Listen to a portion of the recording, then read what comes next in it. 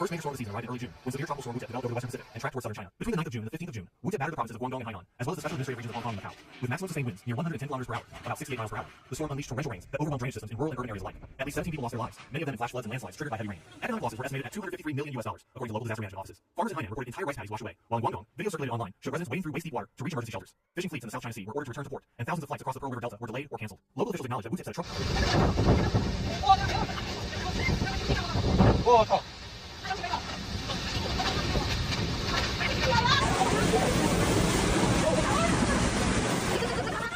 Only a few weeks after Wu, China was struck by Typhoon Daniels, known in the Philippines as Bison. The storm formed in the first days of July and strengthened rapidly as it crossed the northern Philippine Sea before curving toward the Chinese coast. Between the 3rd of July and the 11th of July, Daniels lashed Hong Kong, Macau, and parts of eastern China, bringing wind gusts of 120 km per hour, 75 miles per hour, and central pressure readings as low as 950 hectopascals. Daniels left a particularly visible mark on Hong Kong, where authorities issued high-level storm warnings. Public transportation shut down, financial markets closed early, and construction sites across the city became dangerous hazards. Several people were killed and dozens injured, including victims struck by falling scaffolding and uprooted trees. In mainland China, flood defenses were tested in the densely populated coastal provinces of Zhejiang and Fujian. The Chinese Ministry of Emergency Management reported damage worth approximately $130 million within days of landfall. In a televised statement, a Hong Kong observatory spokesperson remarked, "Daniels has shown us again that even the most advanced city infrastructure is vulnerable when nature unleashes its full power."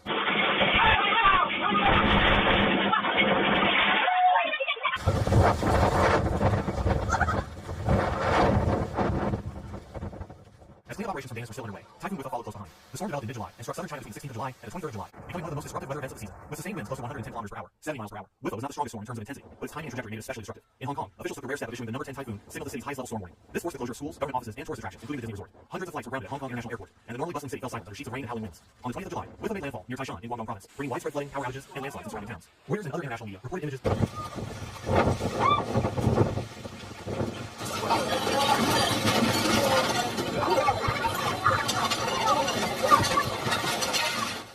No sooner had Wu passed than another major system formed Typhoon Kome. This storm lingered from the 23rd of July to the 3rd of August, targeting China's economic hub, Shanghai. Authorities there responded to one of the largest precautionary evacuations in recent years, moving more than 283,000 residents from low-lying neighborhoods and coastal districts. The impact on transportation was immediate. Shanghai's two major airports, Pudong and Hongqiao, canceled over 640 flights, straining thousands of travelers. Rail services were disrupted, and businesses in the city center shuttered as heavy rain pounded the metropolis. Meteorologists issued an orange alert, China's second highest rainstorm warning, warning of widespread flash flooding and overflowing rivers. Footage aired on state television showed highways completely submerged.